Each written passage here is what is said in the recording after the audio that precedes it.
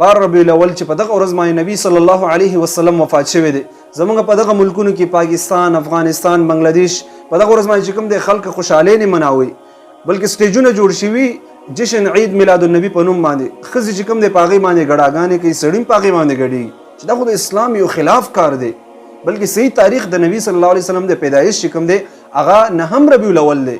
نبی صلی الله علیه وسلم په دغه ورځ باندې پیدا شوی دی او اسلام موږ ته یو عمل هم ښودلی دی. د رسول الله صلی الله علیه وسلم د پیدایش په ورځ باندې تاسو کوم عمل وکئ، اسلام موږ ته عمل ښودلی دی.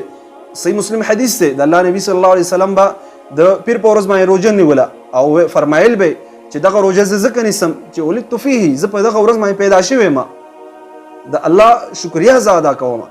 نو کم یو کس چې دا جشن مناوي دغه خلکو ته زه وایم تاسو کوم دغه صحیح دین باندې چې اسلام موږ ته یو عمل ښودلی چې الله نبی صلی الله علیه وسلم بخپله هغه عمل کول، صحابه کرامو به هغه عمل کول. ولې به یې کول؟